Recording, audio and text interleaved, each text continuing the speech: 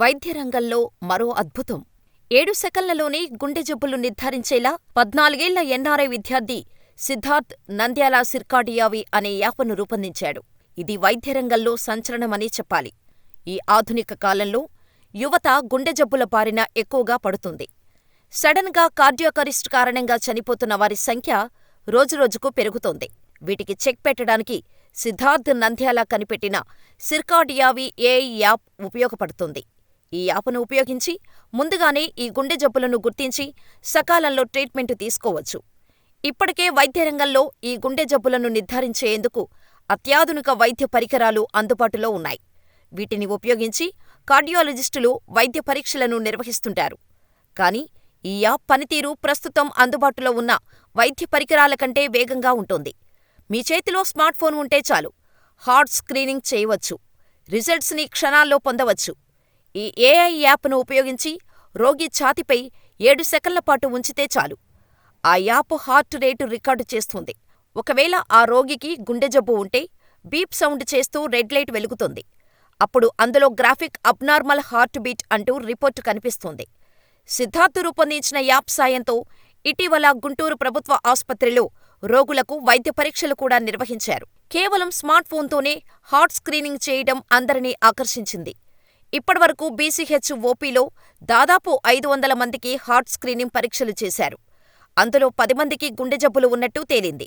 వారికి ECG, 2D echo వంటి పరీక్షలు కూడా చేయగా గుండె జబ్బులు ఉన్నట్టు నిర్ధారించారు. సిద్ధార్థ్ శిక్షణలో 6 నర్సులు ఈ స్క్రీనింగ్ పరీక్షలు నిర్వహిస్తున్నారు. ఈ యాప్ కనిపెట్టిన సిద్ధార్థ్ నంద్యాలది అనంతపురం జిల్లా. 2010లో వీరి కుటుంబం అమెరికాలో స్థిరపడింది. సిద్ధార్థ్ తండ్రి మహేష్ అమెరికాలో బిజినెస్ మ్యాన్. చిన్నప్పటి నుంచి చదువులో బాగా చురుకుగా ఉండే సిద్ధార్థ్ డిఎంఈ యూనివర్సిటీ ఆఫ్ టెక్సాస్లో bachelor of AI based computer science చదువుతున్నాడు. అంతేకాదు, ప్రపంచంలోనే అత్యంత పిన్న వయస్కుడైన సర్టిఫైడ్ ఏఐ టెకీగా గుర్తింపు పొందాడు. 12 ఏళ్ల వయసులోనే మెడికల్ కోడింగ్పై గట్టి పట్టు సాధించి వైద్య రంగంలో నూతన ఏఐ ఆధారిత డివైజుల తయారీపై సిద్ధార్థ్ ఫోకస్ పెట్టి సిర్కాడియావి అనే ఏఐ యాప్ ఆవిష్కరించాడు. మొదట్లో ఈ ఏఐ యాప్ సాయంతో అమెరికాలో 15,000 మందికి స్క్రీనింగ్ పరీక్షలు చేశాడు. అందులో 3,500 మందికి గుండె జబ్బులు ఉన్నట్టు గుర్తించారు. 93% ఆక్యురెన్సీతో ఈ ఏఐ యాప్ పనిచేస్తుందని చెబుతున్నాడు సిద్ధార్థ్. ఈ క్రమంలోనే డల్లాస్లో సిద్ధార్థ్ నంద్యాల ఈ యాప్ గురించి వివరించారు. ఈ ఏఐ యాప్ ద్వారా బీసీహెచ్ రోగులకు పరీక్షించేందుకు మంత్రి పెమ్మసానిని కోరగా అనుమతి ఇవ్వటంతో గుంటూరు జీజీహెచ్లో 1000 మంది రోగులకు గుండె జబ్బుల స్క్రీనింగ్ పరీక్షలు నిర్వహించాడు.